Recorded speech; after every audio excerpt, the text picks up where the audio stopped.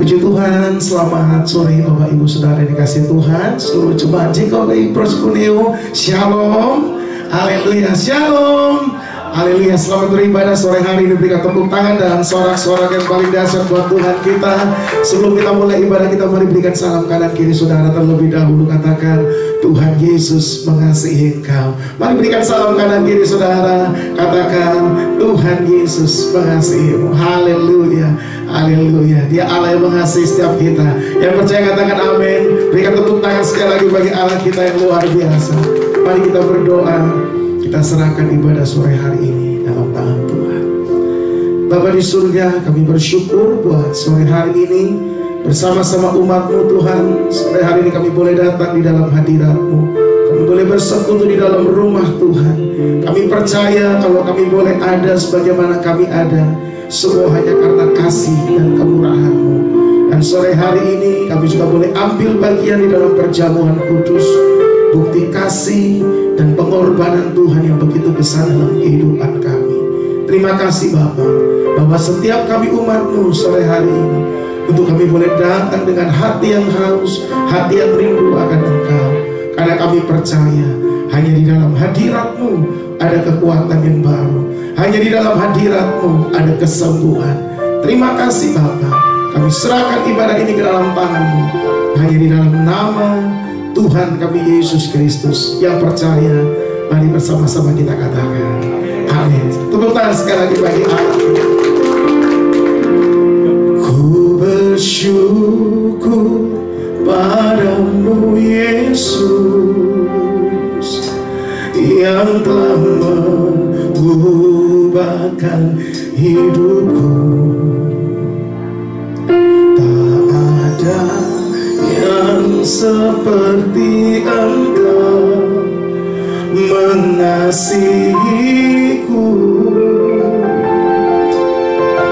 Makasih Bapa, Kau menuntun jalan hidupku,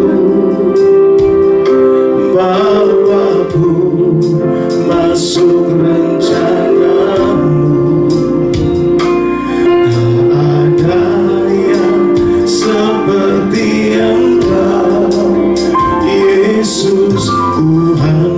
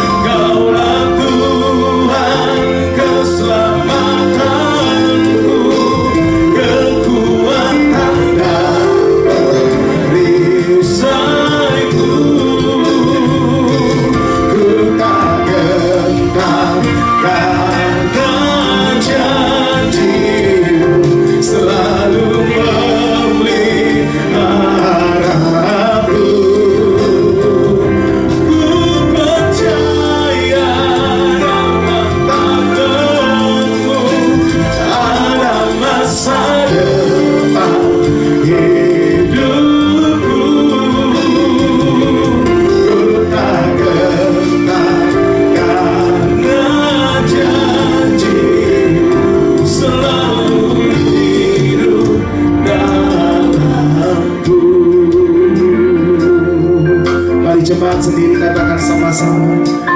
Ku bersyukur yang tiada yang seperti Engkau.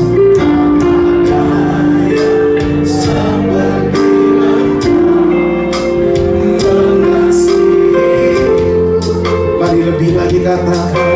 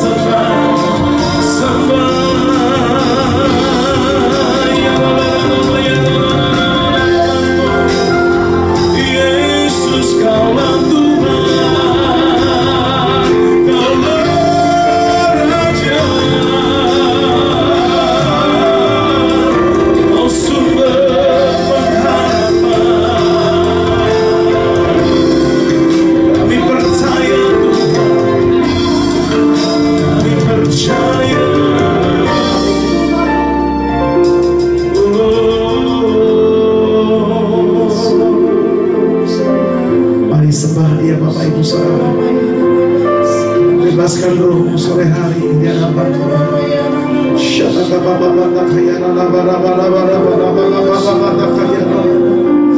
Mari alami Tuhan sore hari ini, sembah.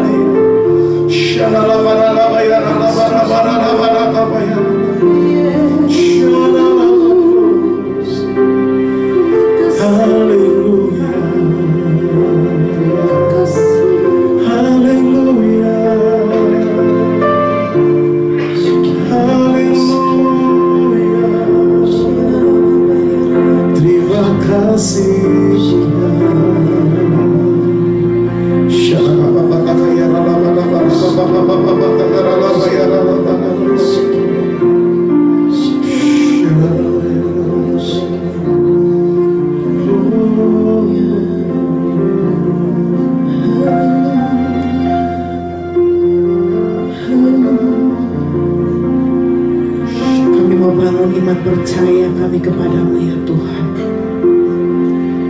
Kami menyatakan Kau Allah yang ajaib, Kau Allah yang mulia. Sungguh tiada Allah seperti Engkau. Tiada yang seperti Engkau. Begitu mengasihiku.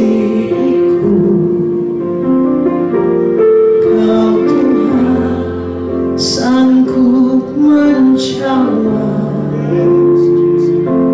semua seru doaku. Katakan, tiada yang seperti Engkau. Amin. Begitu mengasihiku, Kau Tuhan. Kau Tuhan sanggup melawan seluruh kehidupanku. Aku percaya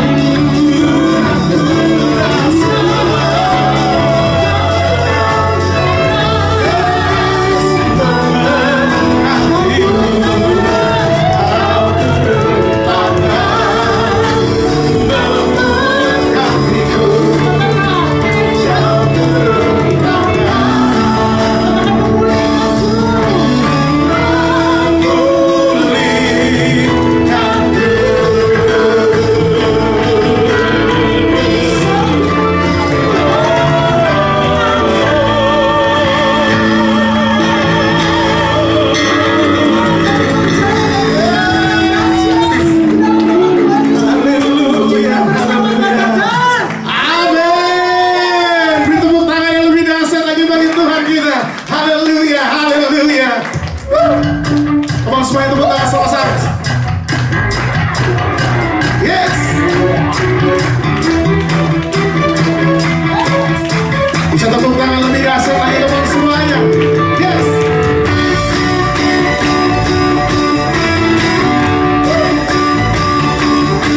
Mari gereja Tuhan bersama-sama angkat suara. Bersyukurlah. Bersyukurlah kepadanya, bawalah puja baginya, karena dia Raja, Dia yang perkasa. Tuhanlah kekuatanku, masku dan keselamatanku, Dia penolongku, Dia beri. Mari angkat tanganmu saudara. Kau yang berjaya,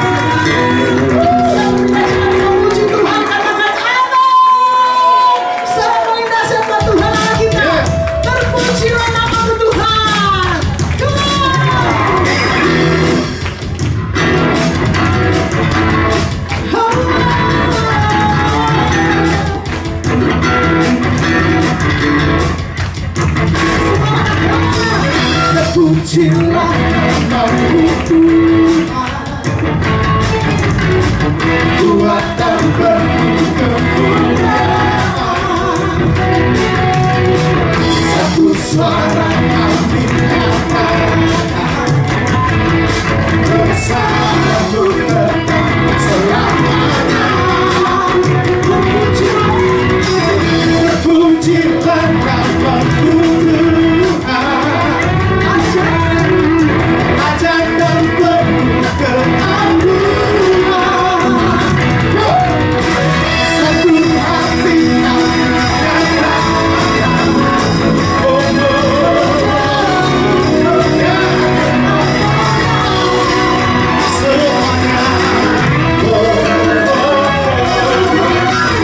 oh, semuanya,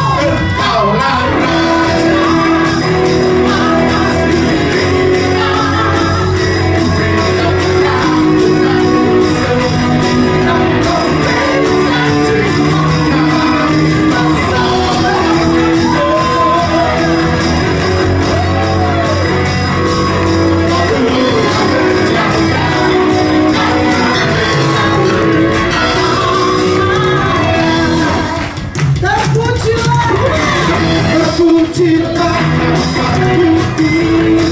katakan nama ajaib, ajaib dan penuh keagungan.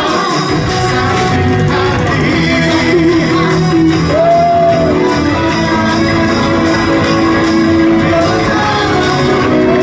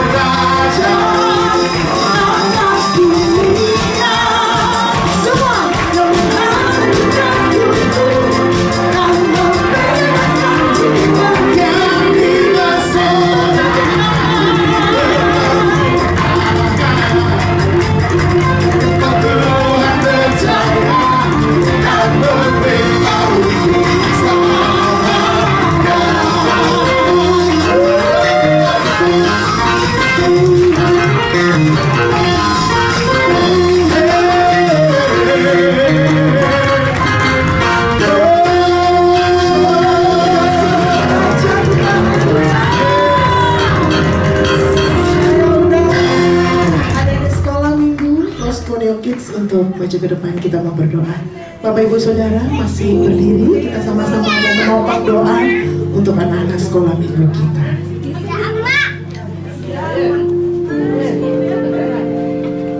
Kita akan arahkan tangan kita untuk memberkati anak-anak kita. Terima kasih Bapak yang baik, pada sore hari ini Tuhan telah berkumpul Tuhan anak-anak Engkau kasihi. Biarlah Tuhan satu persatu dari mereka Engkau berkati dengan urapan ilahi. Tuhan Engkau pegang masa depannya, Engkau pegang kesehatannya, Engkau pegang Tuhan apapun kelak yang dikerjakan yang Engkau buat berhasil. Engkau juga ambil alih dalam kehidupannya. Engkau kuasai dengan kuasa Roh Kudus.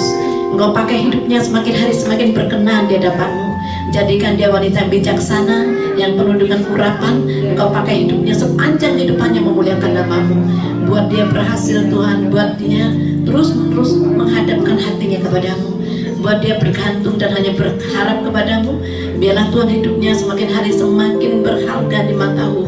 berkati masa depannya. Engkau berikan kepada yang lebih Tuhan, apapun dikerjakan yang Engkau buat berhasil. Engkau juga berkati untuk para pembimbingnya, Engkau berikan hikmat marifat untuk membawa mereka semakin hari semakin mencintaimu. Terpujilah nama Yesus. Doa ini kami menyalaskan, sandarkan dalam satu nama, Tuhan Yesus Kristus. Haleluya. Amin. Silakan duduk Bapak Ibu Saudara. Haleluya. Mari siapkan bicara hati kita sore hari ini, untuk kita akan terimakan firman Tuhan. Mari kita satukan hati kita, teduhkan hati kita di hadapan Tuhan. Terima kasih Bapa. Yesus, apa arti hidupku bila Kau tak berikan nyawamu yang terbaik tersedia bagiku. Ku bersyukur atas kasih karuniamu. Berikan tepuk tangan buat Tuhan Yesus. Salibmu membuka mataku, betapa berharga nilai hidupku, menanggung semua dosaku, berikan hidupmu menggantikan diriku. Bukan karena kekuatanku, anugerah yang selamatkanku. Yesus, apa arti hidupku bila Kau tak berikan nyawamu yang terbaik tersedia bagiku. Ku bersyukur atas kasih-Mu. Yesus, apa arti hidupku bila Kau tak berikan nyawamu yang terbaik tersedia bagiku. Ku bersyukur atas kasih karuniamu. Mari kita bangkit berdiri bersama-sama Bapak Ibu Saudara. Oh Yesus, apa arti hidupku bila Kau tak berikan nyawamu yang terbaik tersedia bagiku. Ku bersyukur atas kasih-Mu. Yesus, apa arti hidupku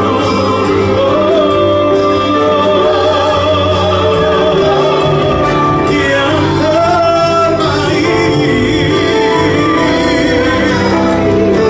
tersedia bagiku. Ku bersyukur atas kasih karuniamu. Mari angkat tangan saudara, dengan segenap hati katakan, Yesus, apa arti. Mari cepat terus koneo, katakan dengan segenap hati. Bila Kau tak berikan nyawa yang terbaik tersedia bagiku. Ku bersyukur atas kasih-Mu. Yesus, apa arti hidupku bila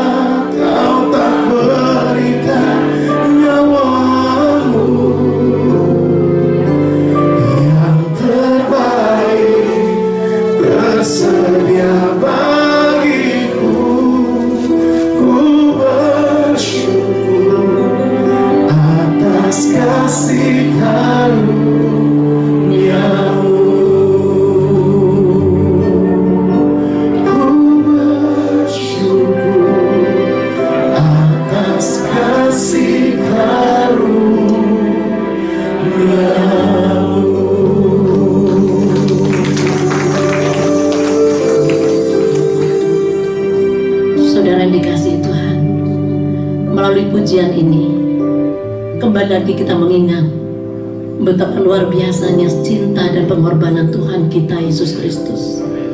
Kalau bukan karena pengorbanannya, kalau bukan karena Yesus, kita tidak akan pernah bisa ada sebagaimana kita ada hari ini. Saudara yang kasih Tuhan, rasakan urapan dan lawatannya, rasakan kekuatan kasih-Nya yang luar biasa. Bahkan saya rasakan urapan itu mengalir, urapan itu menjamah setiap saudara. Saudara yang kasih Tuhan, betapa indahnya kasih-Nya, betapa besar cintanya kepada Dia. Bahkan ketika di atas kayu salib pun Dia tetap memandang kita, dan bahkan Dia mengingatkan kita, dan bahkan Dia memberikan kita pembelaan. Saudara yang kasih Tuhan, biarlah pada sore hari ini kita sungguh-sungguh mengingat semua pengorbanannya. Bahkan kalau sebentar kita akan ada perjamuan kudus, ini semua ada karena begitu luar biasa kasih-Nya. Tuhan tidak pernah meminta lebih dari apa yang kita mampu berikan. Bahkan Tuhan selalu ada dalam setiap kehidupan kita. Bahkan setiap nafas yang kita hirup ini semua juga karena Tuhan. Saudara yang kasih Tuhan, Dia hanya menginginkan hati kita tetap setia. Bahkan Dia memberikan dirinya sebagai sahabat. Saudara yang kasih Tuhan, bahkan berapa banyak dari kita belum bisa menyadari bahwa Dia selalu merindukan kita lebih daripada kita merindukan Dia. Bahkan kita diberikan satu sebutan sebagai biji matanya. Dia selalu memperhatikan kita, bahkan mengawasi kita, bahkan menjaga kita.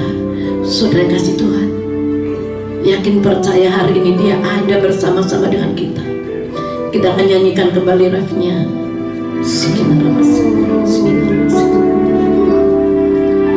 Yesus, apa arti hidupku bila Kau tak berikan nyawamu yang terbaik, tersedia bagiku. Ku bersyukur atas kasih-Mu, Yesus, apa arti hidupku bila Kau tak berikan nyawamu yang terbaik, tersedia bagiku. Ku bersyukur atas kasih karunia-Mu. Terima kasih Bapa. Inilah doa dan pengakuan kami. Kami tidak memiliki arti apapun Tuhan. Kami menyadari kami adalah debu adanya.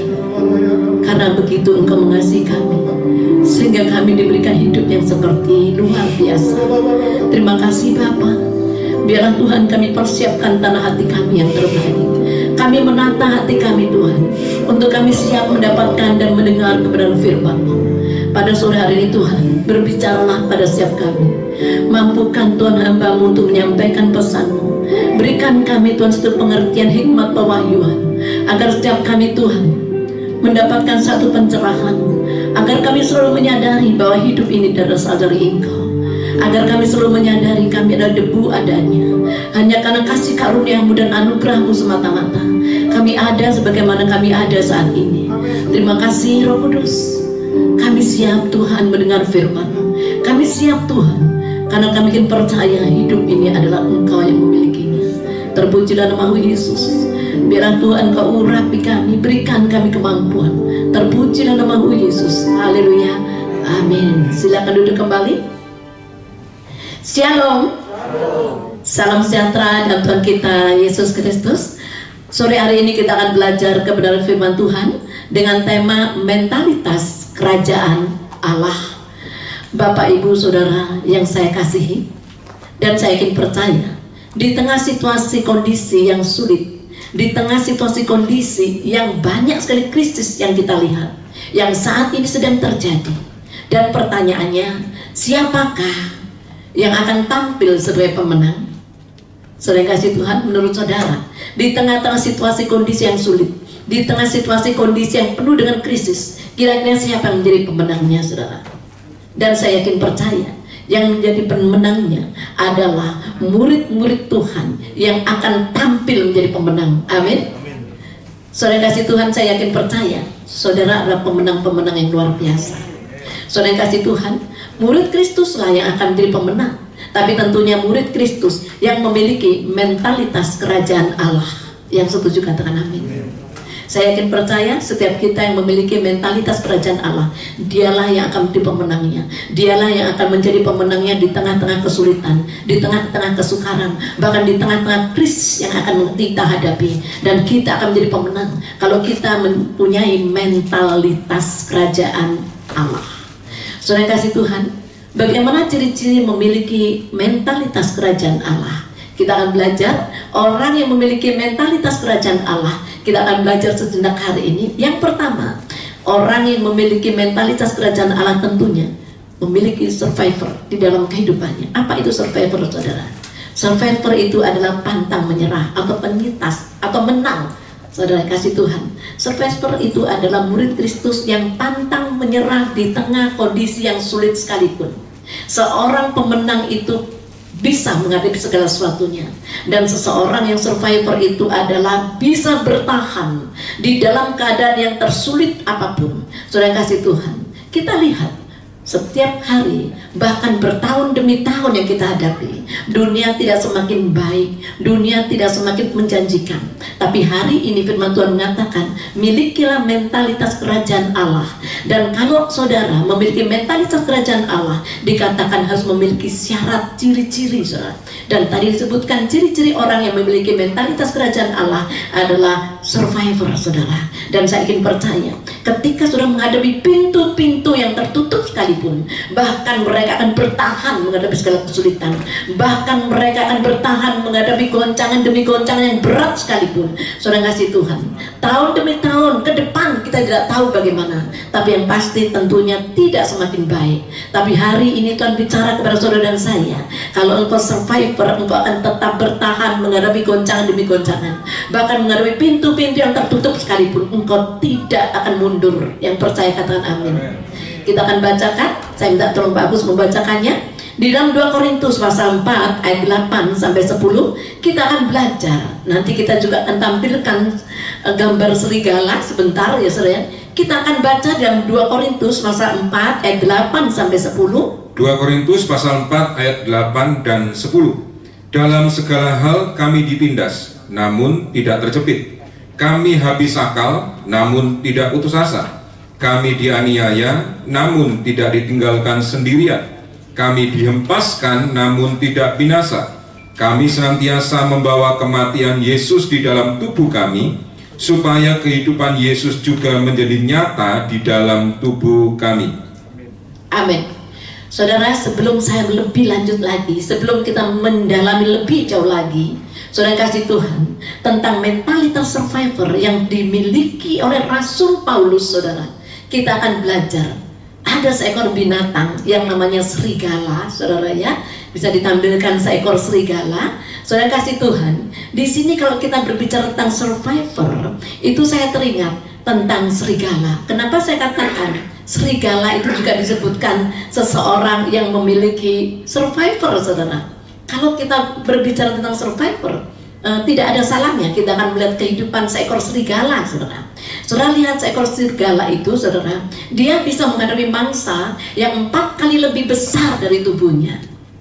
Serigala. Dan bahkan kita lihat serigala itu, saudara, dia bertahan.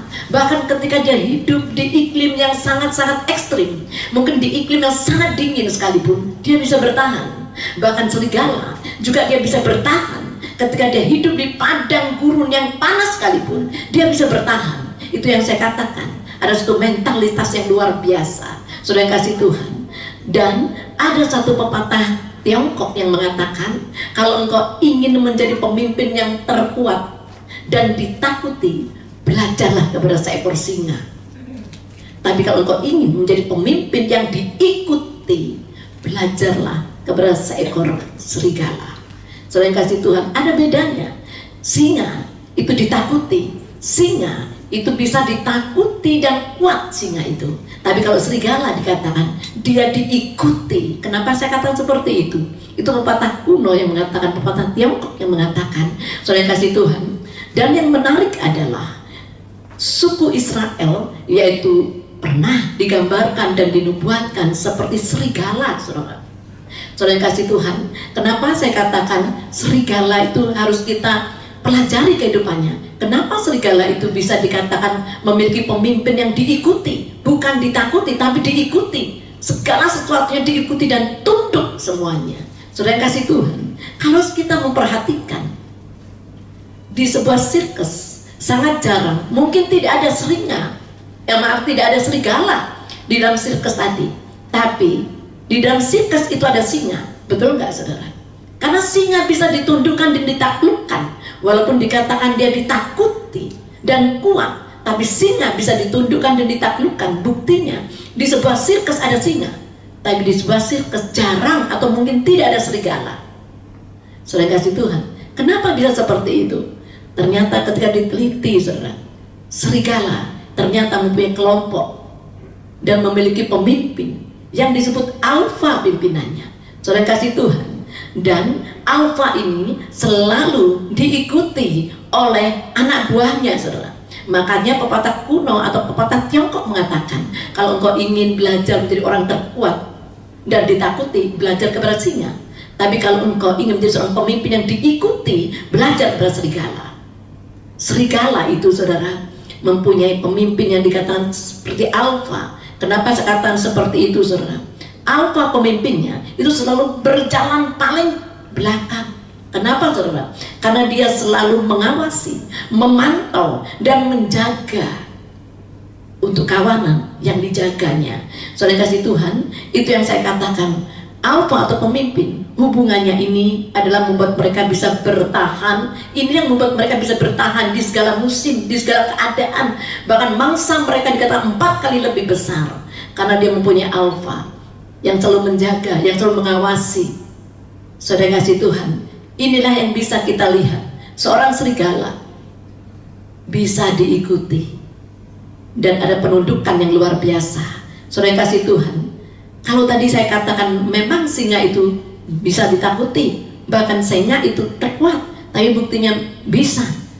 Di sebuah sirkus ada singa, saudara kasih Tuhan, tapi serigala hampir tidak pernah kita lihat di sebuah sirkus. Itu artinya serigala memang binatang yang sulit untuk ditundukkan, binatang yang tidak mau tunduk dengan hal apapun kecuali pada pemimpinnya. Dia tunduk. Itu yang saya katakan, alfa, dia tunduk. Dan bahkan firman Tuhan mengatakan, dinubuatkan, digambarkan bahwa Israel seperti serigala. Dan di situ dikatakan salah satu suku di Israel, yaitu suku Benyamin, itu seperti gambaran, dinubuatkan seperti serigala. Kita lihat di dalam Kejadian 49 ayat 27. Boleh dibacakan, Pak Agus? Kejadian 49 ayat 27, Benyamin adalah seperti serigala yang menerkam. Pada waktu pagi ia memakan mangsanya, dan pada waktu petang ia membagi-bagi rampasannya. Amin. Saudara kasih Tuhan, apa hubungannya, saudara? Kita lihat di sini, kita akan tarik hubungannya dengan Rasul Paulus. Rasul Paulus pernah menyatakan dirinya sebagai suku Benyamin di dalam Roma pasal 11 ayat 1. Roma 11 ayat 1, maka aku bertanya, adakah Allah mungkin telah menolak umatnya? Sekali-kali tidak, karena aku sendiri pun orang Israel, dari keturunan Abraham, dari suku Benyamin. Amin. Saudara kasih Tuhan, di sini dikatakan, saudara, suku Benyamin. Bahkan tadi di atas saya katakan salah satu suku di Israel itu seperti serigala, yaitu dikatakan suku Benyamin. Dan bahkan Rasul Paulus mengatakan dia juga suku Benyamin. Saudara kasih Tuhan, ini yang saya tarik hubungan pelajaran tentang serigala. Kalau engkau ingin menjadi seseorang pemimpin yang ingin diikuti, belajarlah kepada serigala. Dia binatang yang sulit untuk ditaklukkan dan ditundukkan, tetapi tidak pernah bisa ditundukkan oleh apapun kecuali oleh alfa, yaitu pemimpinnya. Saudara kasih Tuhan, di sini dia memiliki mentalitas kerajaan surga. Rasul Paulus walaupun dikatakan dia suku Benyamin, yaitu seperti serigala. Dia punya mentalitas kerajaan surga, saudara, kerajaan Allah, saudara. Dan dia memiliki mentalitas kerajaan surga, itu artinya dia survivor, terus bertumbuh, terus bergerak, saudara. Orang yang terus bertumbuh, terus bergerak, itu adalah seorang survivor, saudara. Dan saya yakin percaya, alfa dari Rasul Paulus siapa? Alfa dari Rasul Paulus tentunya tidak ada yang lain kecuali Tuhan kita Yesus Kristus. Amin, saudara. Saudara juga mempunyai alfa. Siapa alfa, saudara? Yaitu Tuhan kita Yesus Kristus. Apakah betul kita mempunyai alfa Tuhan kita Yesus Kristus? Itu tentunya dibuktikan dengan penundukan diri kita, ketaatan kita akan firman Tuhan. Di sini dikatakan tidak ada yang lain alfa dari Paulus kecuali Tuhan Yesus Kristus. Kenapa, saudara? Karena dia menundukkan hatinya, menundukkan perasaannya, pikirannya kepada Tuhan kita Yesus Kristus. Pikirannya, perasaannya, kehendaknya selalu ditundukkan di bawah kaki Tuhan kita Yesus Kristus. Orang yang bisa menundukkan dirinya, menyerahkan perasaan, pikiran dan kehendaknya kepada Tuhan Yesus Kristus, dia tidak akan pernah goncang dengan badai sebesar apapun, karena dia menyerahkan semua kehendaknya, pikirannya, perasaannya kepada Tuhan.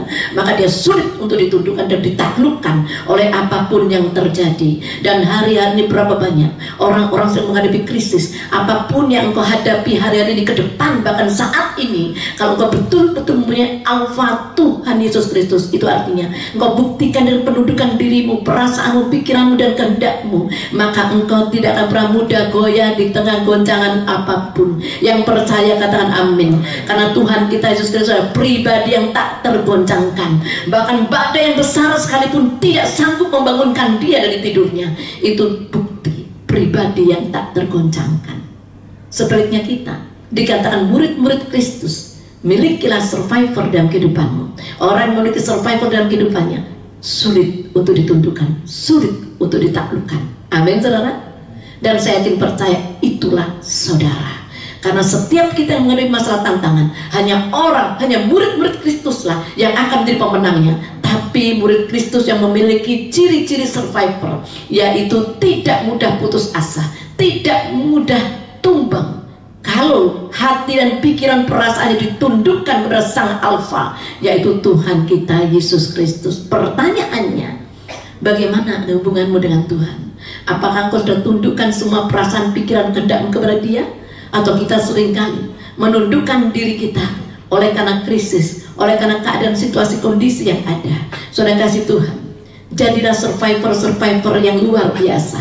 Saudara kasih Tuhan, saudara jadi survivor bukan karena saudara kuat, bukan karena saudara hebat, tapi karena saudara menundukkan, menaklukkan hidupmu hanya kepada satu hal saja, yaitu kepada Tuhan kita Yesus Kristus. Amin, saudara. Saudara menundukkan dirimu menjadi survivor yang menundukkan dirimu kehendakmu, bukan karena engkau hebat, bukan karena engkau kuat, tapi karena Tuhan kita Yesus Kristus. Yang percaya katakan amin. Saudara kasih Tuhan, tidak mudah menjalani kehidupan hari-hari ini kalau kita tidak betul-betul memiliki mentalitas kerajaan Allah. Karena di awal bulan ini, nanti 1 bulan nanti habis, itu kita berbicara tentang mentalitas kerajaan Allah. Hanya orang yang memiliki mentalitas kerajaan Allah yang akan bertahan menghadapi pintu-pintu yang tertutup di depanmu, menghadapi goncangan demi goncangan yang akan terjadi di depanmu.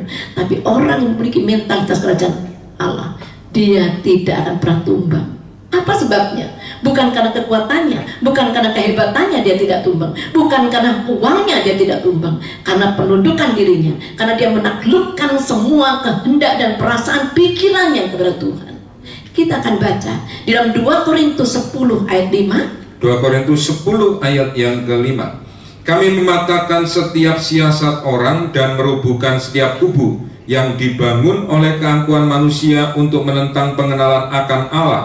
Kami menawan segala pikiran dan menaklukkannya kepada Kristus. Amin. Ini adalah satu bukti. Dia menundukkan dan menaklukkan pikirannya hanya kepada Tuhan Yesus Kristus. Itu sudah terbukti, saudara. Saudara kasih Tuhan, inilah rahasia untuk orang yang bisa memiliki mentalitas kerajaan Allah. Bukan karena uangnya, bukan karena hebatnya, bukan karena kepandaiannya, karena dia menundukkan, menaklukkan segala pikiran kehendaknya hanya kepada Tuhan kita Yesus Kristus.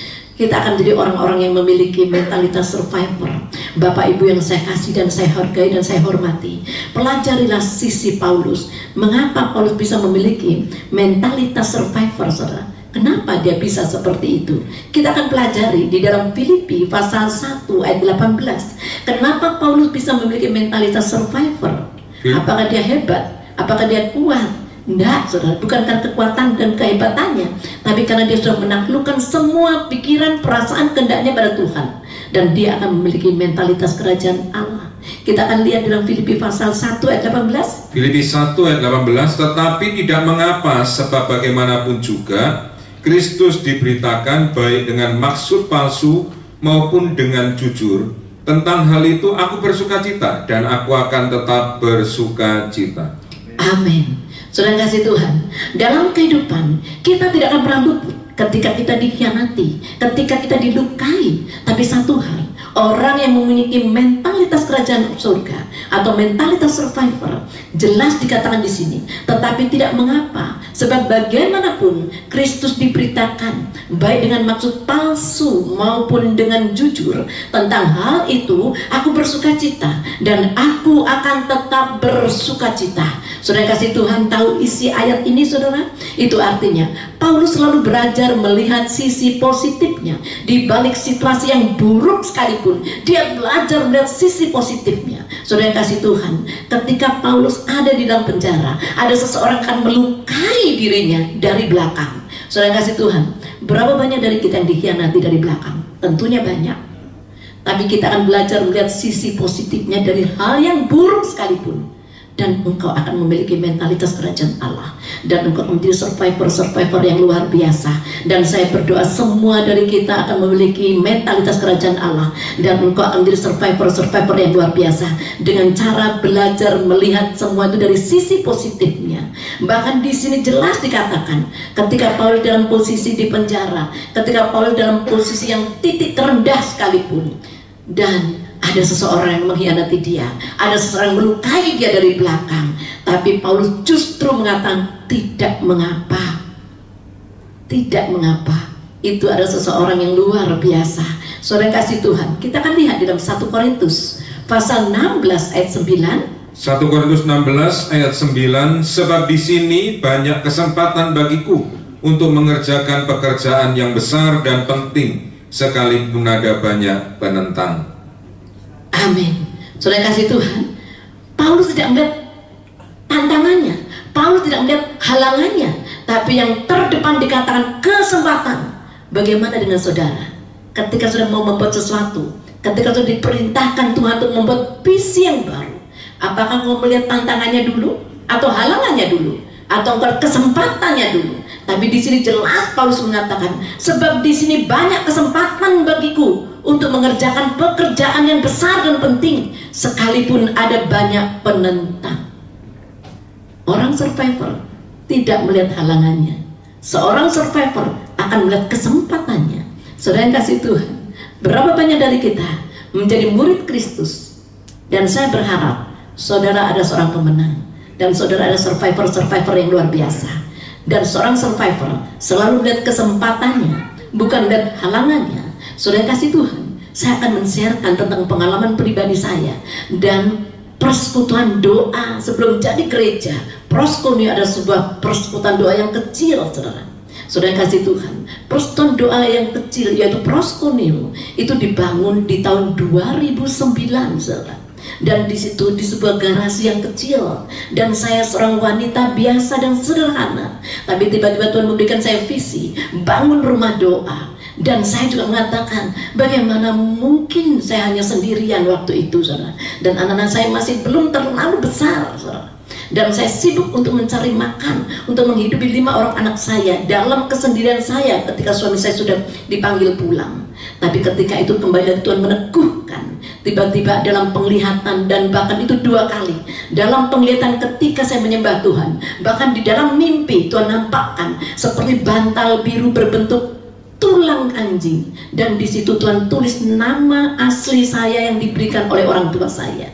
yaitu Sikwi Hong Lewi. Saudara tahu tugasnya seorang Lewi. Tugas seorang Lewi mempersiapkan persembahan kepada Tuhan. Tugas seorang Lewi adalah memberikan satu jalan untuk menaikkan doa antara umatnya dan Tuhan. Saudara kasih Tuhan, dan di situ saya tangkap, dan di situ saya mengerti bahwa Tuhan sedang membawa saya pada jalan yang Tuhan kehendaki. Saudara kasih Tuhan, jalan bersama Tuhan bukan berarti mulus. Jalan bersama Tuhan bukan selalu nyaman, saudara. Dan waktu itu umur saya masih 37 tahun. Waktu Tuhan memberikan saya visi seperti itu. Dan ketika itu jalannya saya tidak langsung taati, langsung bangun persekutuan doa. Selalu saya bawa lagi peneguhan, saya mikir berulang kali, mana mungkin aku tinggalkan pekerjaan, sedangkan ini pekerjaan satu-satunya. Saya masih membuka salon untuk menghidupi anak saya dari gunting dan sisir. Bagaimana kalau Tuhan panggil saya menjadi full time? Anak-anak nanti makan apa? Bagi saya pelayanan itu sebuah pengabdian, bukan sebuah pekerjaan. Saudara kasih Tuhan. Tapi Tuhan terus mengatakan seperti itu. Akhirnya 2009 saya bangun suatu persekutuan doa. Dan di dalam 2009, baru 1 tahun belum sampai, Tuhan katakan, anakku, bangun rumah doa sendiri. Karena waktu 2009 itu saya masih kontrak, dan rumah saya persis di depannya Pak Tony. Dan beliau tahu keadaan waktu itu. Dan ketika 2009, baru berapa bulan Tuhan ngomong, jangan sambung kontrak, kamu harus beli rumah. Itu lebih terkejut lagi, saudara. Mana mungkin? Tapi inilah yang Tuhan katakan. Kalau engkau menyediakan diri menjadi survivor, engkau jangan melihat halangannya, engkau harus melihat kesempatannya. Dan itu diteguhkan oleh Tuhan di dalam Tawarik, saudara. Di dalam kitab Tawarik, saudara ya, di dalam 1 Tawarik pasal 28 ayat 10. Dan saya minta peneguhan Tuhan. Tuhan, apakah ini mungkin sedangkan kita tidak memiliki uang? 1 Tawarik pasal 28 ayat 10. Ini camkanlah sekarang, sebab Tuhan telah memilih engkau untuk mendirikan sebuah rumah menjadi tempat kudus. Kuatkanlah hatimu dan lakukanlah itu. Nah, saudara, dengan uang yang pas, menurut orang mungkin itu terlalu kecil. Tapi tiba-tiba orang menawarkan rumah, saudara. Yaitu orang tuanya David, ketika dia potong rambut, sus, di depan rumahku ada dijual loh. Dijual berapa? 400. Wah, ini peneguhan lagi. Tapi di tangan saya tidak ada uang 400, saudara. Di tangan saya masih 150. Dan tapi Tuhan meneguhkan itu rumah 200. 200 masih kurang, Tuhan. Dan ketika saya angkat telepon, saya tanya rumahnya, dia kata 400. Saya pikir, waduh, Tuhan bilang 200, itu 400. Saya katakan, Pak, bagaimana kalau 200? Ibu ini gimana?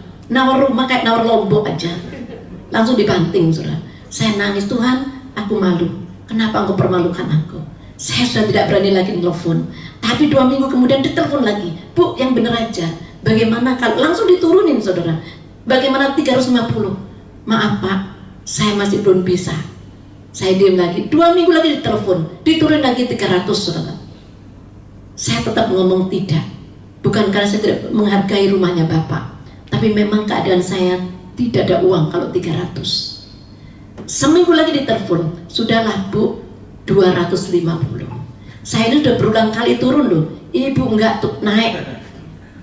Ya, saya katakan bukan enggak bisa dinaikkan Pak, karena saya memang uangnya tidak ada. Saudara kasih Tuhan, akhirnya kembali lagi dia mengatakan besoknya seminggu. Jadi tawar menawar itu satu bulan lebih, saudara. Tapi bukan saya yang datang, yang telepon dia terus yang telepon saya. Dan dia katakan, udahlah Bu, ini uang rumah warisan. Kalau ibu ngasih kita 200, dibagi orang 5, satu orang boleh berapa? Belum nanti kita bayar pajaknya. Mengerti dong Bu kita ini.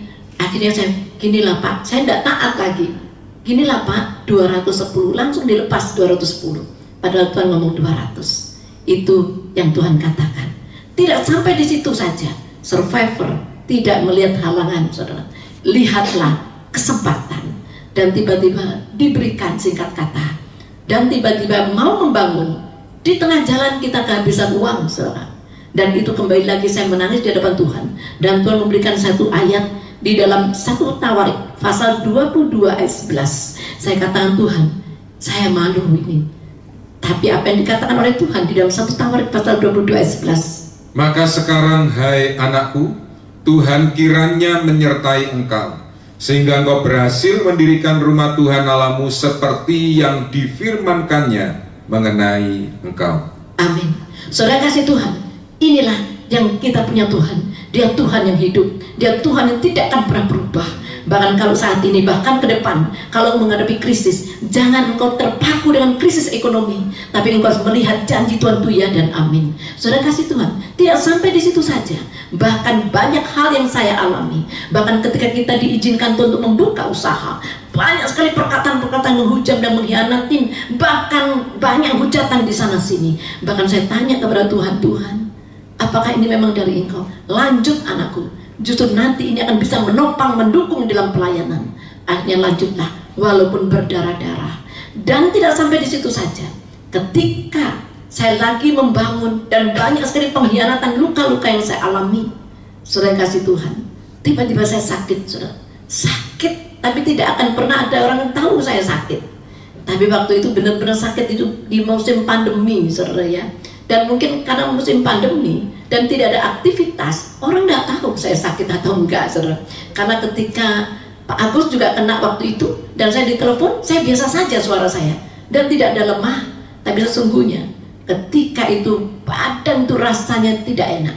Bahkan saya merasakan itu sudah rasanya kayak orang mati dan diintimidasi. Kamu lihat banyak berita di radio, bukan di radio, di TV, di WA, di mana-mana banyak korban setiap hari berjatuhan. Bahkan jemaat-jemaat ada yang meninggal dunia. Saudara kasih, itu membuat saya terintimidasi. Nanti kamu pun juga akan mati. Saudara kasih Tuhan, ingat, kalau engkau menjadi seorang survivor, engkau tidak hidup dari perasaan, dari pikiran, tapi engkau hidup dari iman. Dan iman itu dari firman. Iman timbul dari pendengaran. Dan ketika saya tidak tahu sakit apa, rasanya tidak enak, saudara kasih Tuhan, di situ saya perkatakan, aku tidak akan pernah mati, aku akan menyaksikan semuanya baik.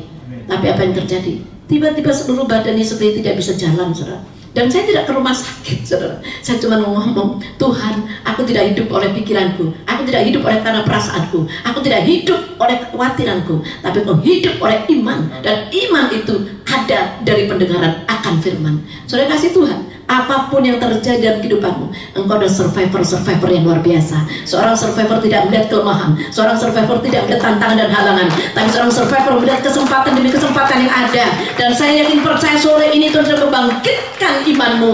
Apapun yang telah mati dalam kehidupanmu, mungkin mati kasihmu, mungkin mati usahamu, tapi saat ini ketika kamu menjadi survivor, lihat kesempatan yang luar biasa. Dan itu sudah Tuhan buktikan.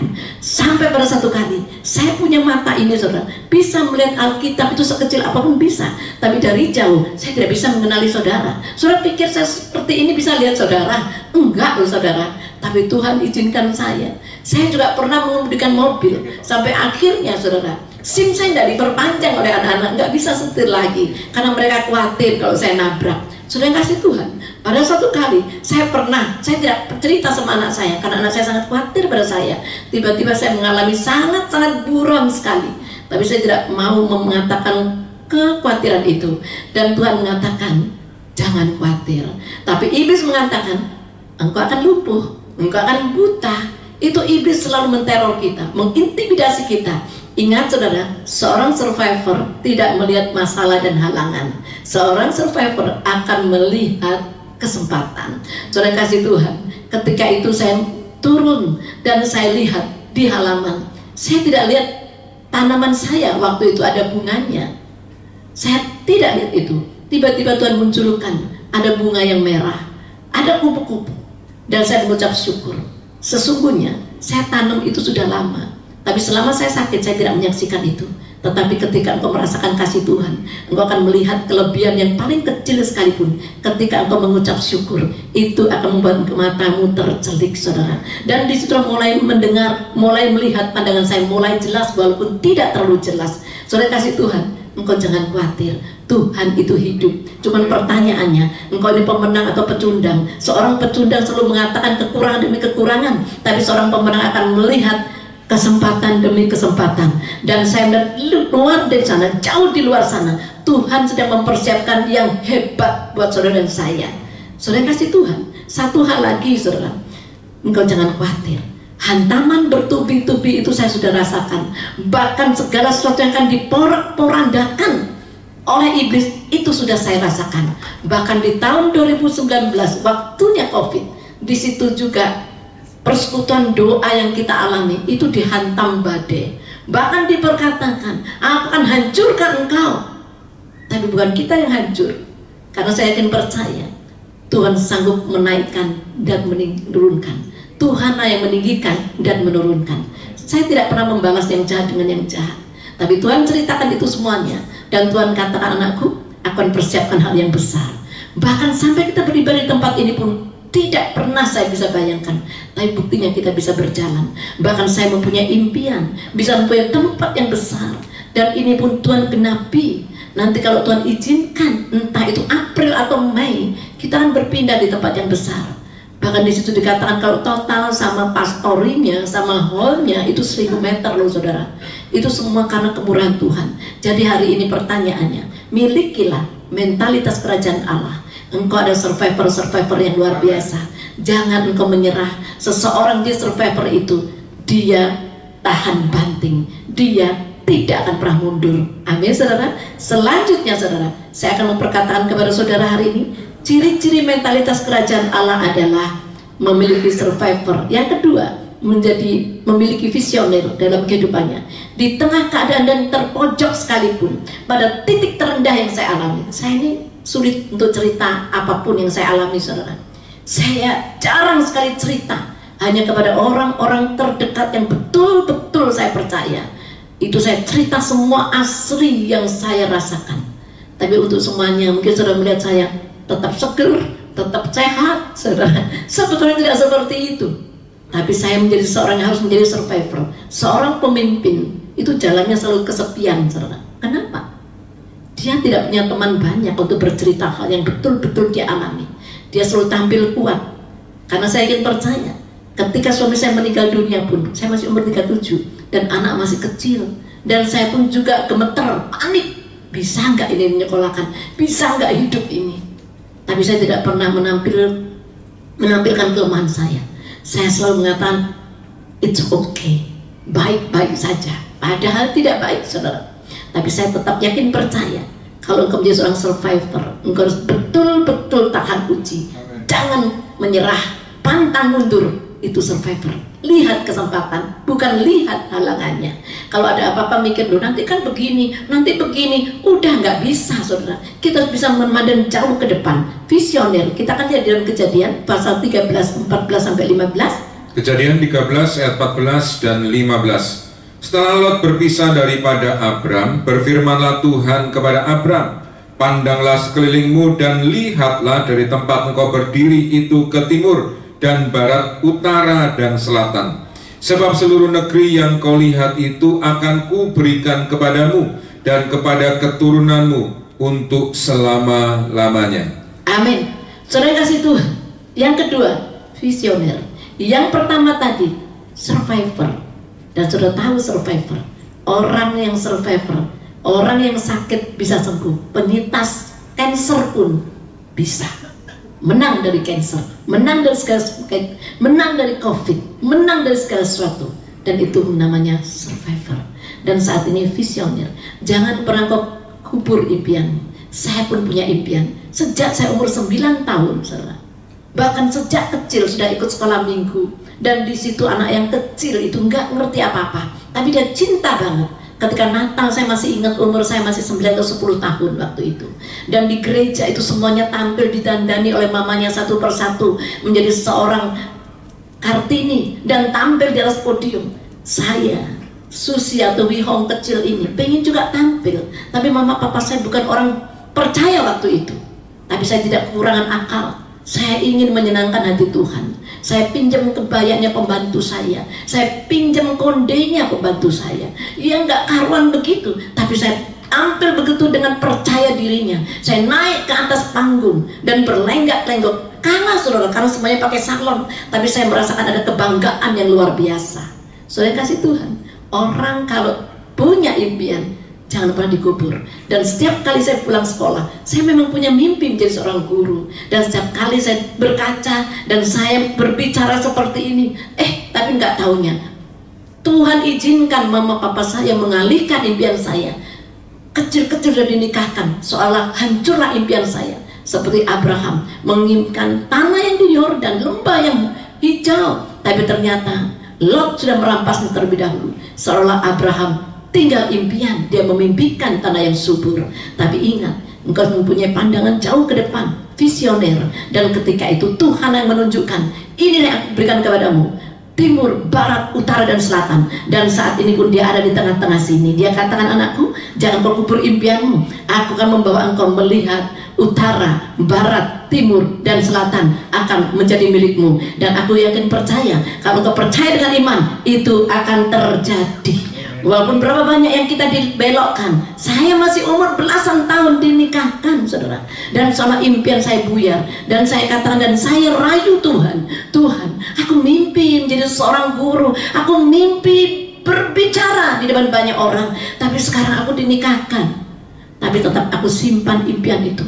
Tapi saya tidak pernah memimpikan menjadi guru yang di mana atau pendeta di mana. Saya punya impian berdiri dan berbicara di depan banyak orang.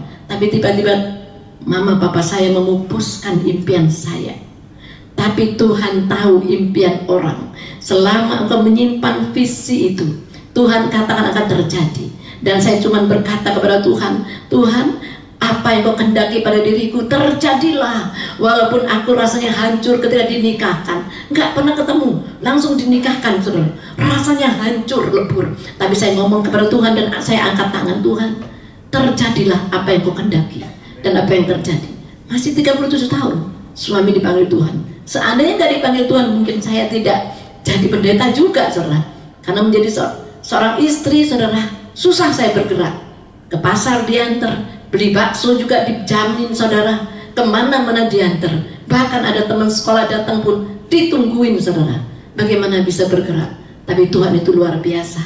Bukan berarti saya bersyukur suami meninggal, enggak. Tuhan punya 1000 cara untuk memberikan kita impian itu akan terjadi. Dan ketika itu, saudara, Tuhan katakan, anakku, lihatlah, barat, timur, utara, dan selatan, aku akan memberikan kau visi yang baru. Dan disitulah perjalanan saya mulai. Saya mulai menjadi seseorang yang betul-betul dipimpin oleh kakak rohani saya. Begitu kerasnya. Dan saya hanya berdiri mengikuti dia dan membawakan dia tas, berjam-jam mendengarkan dia khotbah. Bahkan saya juga pernah jadi singer, tapi tidak dipandang orang, ditaruh di belakang, saudara ya, jadi choir, taruh belakang, nggak dikasih mic. Tapi disitulah Tuhan bentuk karakter kita. Ketika engkau tidak dilihat manusia, tapi sepasang mataku akan melihat engkau, dan aku akan menjadikan dan memberikan engkau panggung yang berbeda. Dan sampai hari ini, bukan karena kegagahan dan kekuatan saya, tapi saya serahkan semua perasaan, pikiran, dan kehendak saya. Bahkan ketika mama saya mengatakan, nih, mumpung ada yang mau ini sama kamu, supaya ada yang memberikan makan anakmu. Saya katakan, saya doa sama Tuhan, dan Tuhan katakan, boleh, karena suami sudah meninggal, boleh menikah, tapi tidak ada aku. Itu diperlihatkan oleh Tuhan. Ketika saya merem, dan Tuhan, apakah boleh aku menikah? Boleh, tapi tidak ada aku. Tapi tanpa menikah, aku selalu bersama engkau di padang gurun. Ternyata iya, saya selalu berjalan di padang gurun. Tapi padang gurun yang saya lewati selalu ada mata air yang luar biasa. Sumber mata air saya dapati, dan tidak pernah kekurangan, dan tidak pernah berhutang dan kelaparan, dan tidak pernah meminta-minta roti. Dan bahkan Tuhan memberikan kita kepercayaan untuk mengganti berkat. Amin, saudara. Jadi hari ini apa yang kau hadapi? Padang gurun bisa Tuhan ubah menjadi taman kebun anggur, asal engkau berjalan bersama Tuhan. Miliklah visioner yang luar biasa, karena engkau dipakai Tuhan secara luar biasa. Di tengah keadaan tersulit pun jangan pernah berhenti untuk bermimpi bersama Tuhan. Milikilah visi yang dari Tuhan. Visi yang muncul itu adalah, saudara, luar biasa. Tuhan katakan engkau tidak menjadi ekor, tapi engkau menjadi kepala. Engkau akan terus naik, tidak turun. Saudara kasih Tuhan, saya tidak tahu apa yang sedang terjadi dalam kehidupan saudara. Kalau hari ini engkau menjadi visioner yang luar biasa, Tuhan akan mampukan itu, saudara. Satu hal kita akan baca di dalam Kejadian 45 ayat 8. Kejadian 45 ayat yang ke-8. Jadi bukanlah kamu yang menyuruh aku ke sini, tetapi Allah dialah yang telah menempatkan aku sebagai bapa bagi Firaun dan tuan atas seluruh istananya, dan sebagai kuasa atas seluruh tanah Mesir. Amin. Saudara kasih Tuhan, sempat di dalam hati ini ada kepahitan dengan orang tua. Ketika saya mengatakan anak-anakku, saya sekarang nggak ada masa remaja waktu itu, saudara. Sedangkan teman-teman saya mengajak saya ke sana, nggak bisa. Tiba-tiba sudah hampir melahirkan, sempat kepahitan, saudara. Tapi Tuhan mengingatkan saya, seperti Yusuf, bukan karena saudaranya yang membuat Yusuf menderita, tapi rancangan-rencana Tuhan. Tapi ketika saya dinikahkan dengan orang yang tidak beriman, tapi justru melalui pernikahan itu suami saya dimenangkan, bahkan berapa banyak ipar saya dimenangkan, bahkan semuanya saat ini sudah di dalam Tuhan. Cuman orang mertua saja yang belum sempat percaya Tuhan sudah dipanggil Tuhan, tapi semua ipar-ipar itu sudah percaya Tuhan. Saudara kasih Tuhan, apapun yang terjadi, pandanglah dari sisi positifnya. Seandainya mungkin saya tidak menikah dengan orang ini, mungkin selamanya suami saya tidak terselamatkan, karena dia menjadi seorang yang lain ya, agama yang lain. Bahkan ketika dia memutuskan untuk terima Tuhan, sampai sekarang dia di Kembang Kuning. Bahkan ketika saya menulis di batu nisan nama saya, mama saya marah, kamu gila ya, 37 tahun kok ditulis di situ namanya, berarti kamu tidak mau nikah. Memang saya tidak mau menikah, dan sampai hari ini nama itu masih merah. Nanti kalau sudah dipanggil mungkin berubah warnanya, saudara. Dan itu keputusan dari Tuhan, mampukan saya sampai hari ini. Saudara kasih Tuhan, miliki impian luar biasa. Jangan kau kubur impianmu. Dalam masa-masa krisis nanti, jangan kau kubur impianmu. Karena Tuhan akan memberikan visi misi yang baru. Tuhan katakan kepadamu, lihat anakku, utara, timur, barat, dan selatan itu aku berikan kepadamu. Saudara kasih Tuhan, kita akan baca dalam Yohanes 14 ayat 12. Yohanes 14 ayat 12, aku berkata kepadamu, sesungguhnya barang siapa percaya kepadaku, ia akan melakukan juga pekerjaan-pekerjaan yang aku lakukan, bahkan pekerjaan-pekerjaan yang lebih besar daripada itu, sebab aku pergi kepada Bapa. Luar biasa.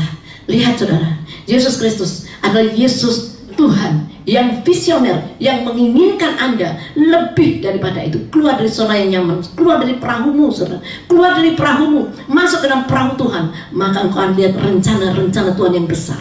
Karena selama ini kita terkungkung dengan perahu kita, selama ini kita terus menikmati zona yang nyaman, sehingga kita tidak melihat rencana besar dari Tuhan. Saudara kasih Tuhan, ketika Anda saat ini seperti bola basket yang dibanting lebih keras, tapi ingat, ketika sudah dibanting lebih keras, saudara akan mental lebih tinggi. Itu sudah saya alami. Bagaimana dihujat, bagaimana dikhianati, bahkan diklaim menjadi orang yang tidak benar. Saya selalu diam. Kenapa, saudara? Karena saya tidak mampu membalas. Bukankah itu Tuhan kita? Engkau seperti domba di tengah serigala. Seorang domba tidak akan pernah bisa membalas, karena pembalasan itu adalah hakku. Itu yang Tuhan katakan. Jadi hari ini, ketika engkau rasakan diperlakukan tidak adil, ingat, memang kita tidak ada kemampuan untuk membalas, karena pembalasan itu adalah hakku. Seandainya kita bisa membalas, seberapa mampu kita membalas. Tapi ketika engkau menyerahkan semuanya dalam tangan Tuhan, engkau akan mental, dan engkau akan mental lebih tinggi lagi. Semakin berat, semakin keras engkau dibanting, semakin tinggi engkau akan mental. Saudara kasih Tuhan, percayakan hidupmu, percayakan masa depanmu, percayakan bisnismu, percayakan rumah tangga keluargamu kepada Tuhan kita Yesus Kristus. Belajar menundukkan diri, maka Tuhan akan angkat engkau. Yang terakhir, kita akan baca dalam Matius pasal 5 ayat 16. Matius 5 ayat 16, demikianlah hendaknya terangmu bercahaya di depan orang, supaya mereka melihat perbuatanmu yang baik dan memuliakan Bapamu yang di surga. Kapan Bapak kita dimuliakan? Sekarang, di tengah-tengah krisis nanti yang ada. Bahkan sekarang kalau kita sudah mengalami krisis, tetaplah engkau menjadi terang. Tetaplah perbuatan-perbuatanmu itu menjadi berkat, karena saudara ada orang yang excellent. Saudara kasih Tuhan, engkau akan diangkat menjadi terang. Terang itu tidak pernah disembunyikan di bawah, terang itu di atas, supaya banyak orang memandang. Dan itulah saudara semua menjadi visioner-visioner yang luar biasa, menjadi survivor-survivor yang luar biasa. Yang percaya katakan amin. Amin, saudara. Siapa di sini yang yakin menjadi pemenang? Saya yakin, percaya, tangan-tangan diangkat, itulah pemenang. Siapa di sini punya mentalitas kerajaan Allah? Saya yakin, percaya, di sini memiliki mentalitas kerajaan Allah. Miliklah survivor-survivor yang luar biasa, dan Tuhan akan berikan ke visioner-visioner yang luar biasa. Tuhan memberkati.